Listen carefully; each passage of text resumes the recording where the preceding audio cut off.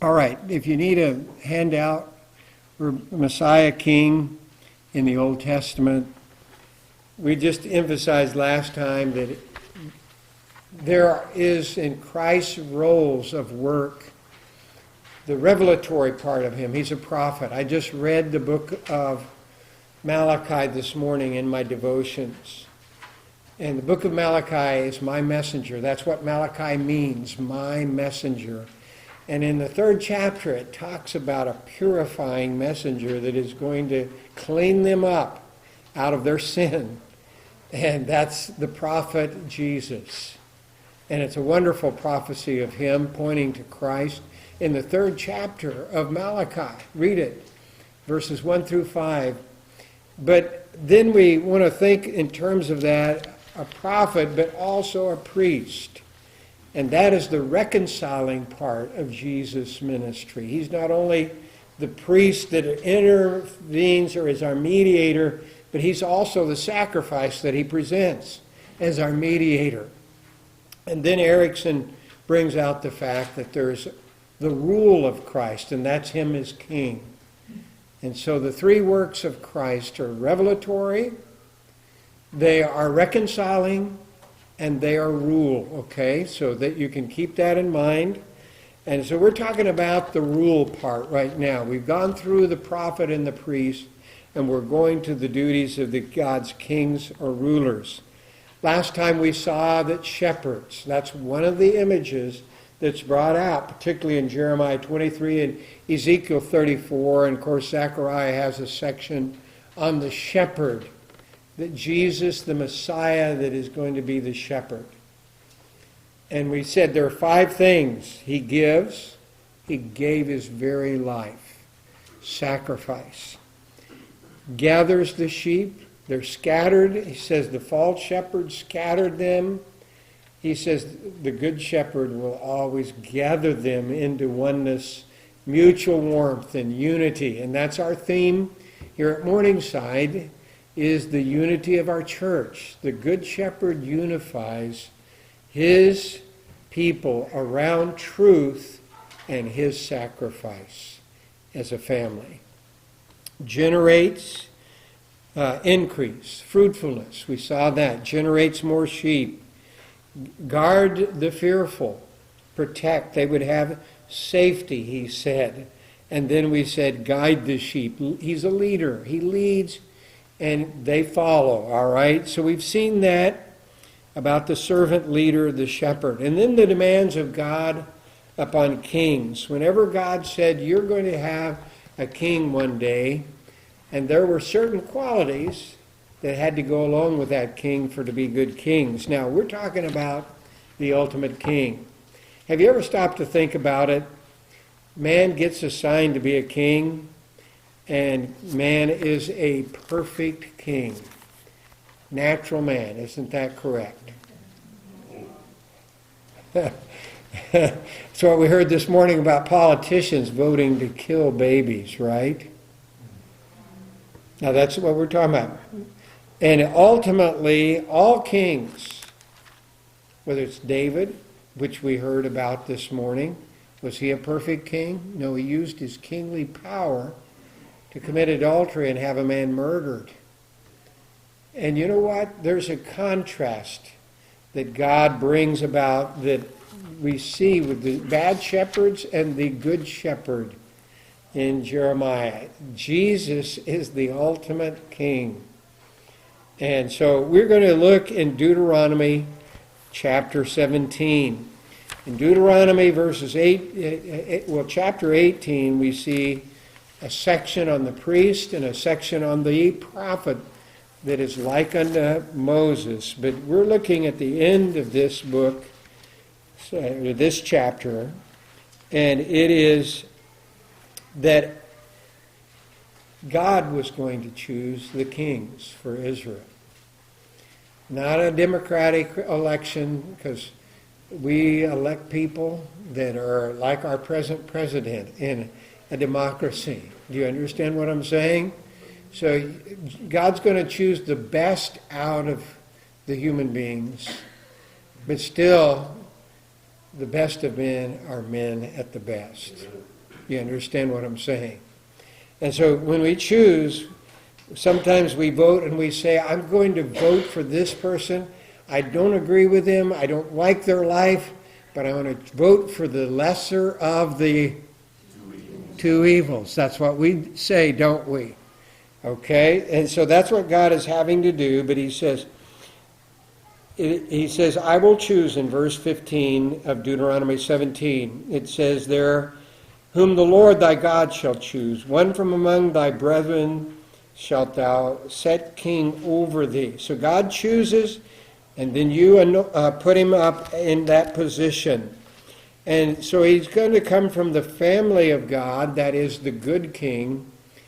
He's got to come from the tribe of Judah. He's got to come from, ultimately, yes, the good king. But he's got to be one of the Israelites when it's a human king being chosen by God. You don't get a foreigner. Why would you vote for an Arab radical Muslim to become your king? He's going to betray you, isn't he? You don't do that. So you better get one from your brethren, is what he's saying, an Israelite. And then he should refuse dependency upon military power. Now, Jesus was chosen of God to be the ultimate king. Can you imagine in the council of heaven, we have a couple of places in the Old Testament that it talks about this idea of God saying, you should become the king, and the Son is saying, I'll accept it. The Father says, sit thou on my right hand until I make thine enemies your footstool. Who's talking there in Psalm 110? God the Father to God the Son. We're getting in on a divine discussion in the Trinity. And God the Son, he says, okay, I'll sit down. On the right hand, I've finished the job of atonement, and then my next assignment is going to be on earth king. And I'll wait when it's time for my enemies and your enemies to become my footstool. All right? Kingship. Discussion of kingship. And you see that in Scripture sometimes, but we talk about this in the verse 16 of this chapter, and it says, but he shall not multiply horses to himself, nor cause the people to return to Egypt, to the end they should multiply horses. For as much as the Lord has said unto them, ye shall not henceforth return no more thy way. Is God against horses? I love horses. I remember the beautiful paint horse I had to help round up cattle. And that was a wonderful experience to have a horse. Jerry and Sherry appreciate horses, don't you? You bet. And I loved to race my horse against my buddy who had a horse that was slower than mine. So he got another horse from somebody he thought would match it. You understand? Horses, a lot of enjoyment, all right? Is God against horses? Why is God saying don't multiply horses? Pardon? Yes. Horse is the best animal to win the battle with. You're faster and quicker to get at the enemy. You can maneuver around the enemy faster than a man can run. Chariots and maneuvering. And so the issue is don't become dependent upon military power. You know, somebody that we well know used to say, God and you make a majority anywhere you are. When it comes to armies, just ask the Assyrians if 185,000 are enough to beat one of God's angels. You remember? So, hey, when it all comes down to it, you do what you're supposed to do, you want to get an army, but you don't depend on them ultimately. Some trust in chariots and some in horses, but we will what? Trust in the Lord our God. I remember singing that out in Camp Ironwood, where they have all kinds of horses. but some trust in chariots and some in horses, but we will trust in the Lord our God. And that's really what he's driving at here. Don't trust upon human power, but trust upon me. And that's really what he's saying. So don't go back to Egypt and get a bunch of more horses and multiply them and expect that to protect you. Ultimately, protection is from me. If you obey me, you're going to have protection. If you don't, you're not. Now, we go on to see, he says, neither in verse 17 shall you multiply wives to himself. Why? What would multiplying wives to a king do? Well, we could ask Solomon about that, couldn't we? And what did they do?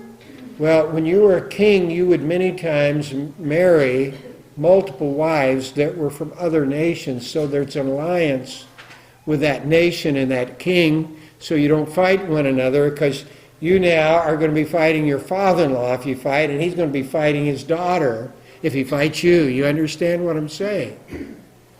And so he says, don't do that. And what happened to Solomon? His heart was taken away from where? From God. Okay? You better marry a believer, and you better marry only one. And some guys are in here saying, yeah, that's enough for me. I know what some of you guys are thinking. You're going to get yourself in trouble if you say what I'm saying, all right? I'm about to get in trouble, all right? But one's enough, okay? All right. But a woman can draw you to them and draw your heart away from God. Okay? And so what we do is we say, don't multiply wives. One is enough, but don't marry an unbeliever just because of some alliance that you think is going to benefit you as a king. And then he says, rejecting the hoarding of material possessions. Okay, and once again, this it says here, in that last part of chapter 17:17, neither shall he greatly multiply himself silver and gold. What would that do to a king, to multiply silver and gold? Proud. Proud, okay. Arrogance, here I am, just like numbering your people. Go out and number the people, and let's take a census, and I want to know how many I have under me. What happened on that case? King David, right? Satan tempted him in pride to do that. Okay, pride. Other reasons? Self-reliance. Okay, once again, that dependence upon God comes back to it, isn't it? Why? What would silver and gold multiplied do to you to cause you to trust in it as a king? Now, we think of it in ourselves as individuals, but as a king. Self-sufficiency. Okay, you're talking about bowing down to an image of gold or silver? No, like an enemy. You pay tribute to them so they don't... Buy them off. Okay, buy them off, that's right. Or buy another army as mercenaries. Buy them off not to attack you, or to buy mercenary military people or a whole nation to come and fight for us, and we'll give you this much money. Okay? Once again, it comes back to this thing. Who are we going to trust and hope in? And we shouldn't, as Christians, trust in uncertain riches. Why? Because they take wings like eagles, as Proverbs 23 says, and fly away. You can have the riches here one day, and it can be gone. You could just ask my second oldest brother what happened to him when he lived in South Denver, Littleton, Colorado, as an Air Force man, still in the Air Force, and he had become a millionaire. But in one business transaction, he lost the shirt off of his back, so to speak. A business partner in a wrong alliance over a furniture store and a restaurant ripped him off for $200,000. and said, if you try and get this money back, I'm going to kill your family. Can go. Can be gone. We have to learn that what God gives us, we ought to be delighting in. It's not wrong to accumulate more. I think of people that have given to missions that are wealthy people and advance God's kingdom, and that just delights me when I see people taking and using their gift. I have a son that has the gift of giving, and he makes money, but he gives. He gives to missions, he gives to Christian school, he gives. So we're not against money, are we? But trusting in it. This is my security. No, if God gives us the ability to make money, He's given us that ability because He wants us to give like He does, but not trust in it, trust in Him. Okay, but then we go on to see reject hoarding material possessions, seek God's law for guidance. Now it says something interesting, and it shall be when He sitteth upon the throne of His kingdom, that He shall write him a copy of this law in a book out of that which is before the priests, the Levites. You know what He's saying? Get you a Bible. Do you realize not everybody had a Bible back then? And He's saying to the king, King, I want you to specifically have the priests are the ones that have the scriptures and keep copying them and preserving them. But He's saying not everybody, not every Joe has a Bible. Think of that context. But He says there's one person that I want to have a copy of the Bible and have daily devotions. And who is that? The king. That's really what He's saying here. He is saying, and He says, you get a copy of this law, the book, out of that which is before the priest of the Levites. And it shall be with him, and he shall read therein all the days of his life. Hey, let's have daily devotions, Mr. King. And then not only do I want you to know it, what do I want you to do with that knowledge?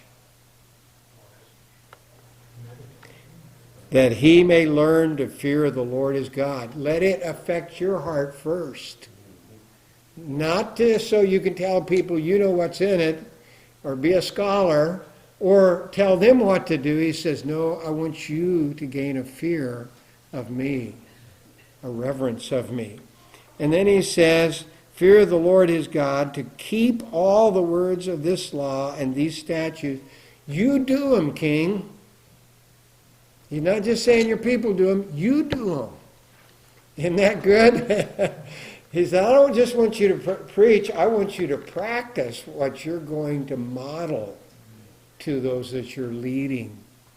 And so he goes on to say in verse 20, that his heart be not lifted up above his brethren. That his heart be not lifted up above his brethren. What is he saying? He says, I want you to be humble. He says, I don't want you to think your position makes you something special. You're just another sinner that needs to obey me and do what I say and fear me and reverence me, the King of Kings. Okay? And he turn not aside from the commandment to the right or to the left, to the end that he may prolong his days in his kingdom. He says, you want to be a king a long time? Do what I say and fear me. Okay? He says, and he and his children, you want to have blessing on them? Fear and obey in the midst of Israel. So what I put down here at the end is, first of all, seek God's law for guidance for yourself first,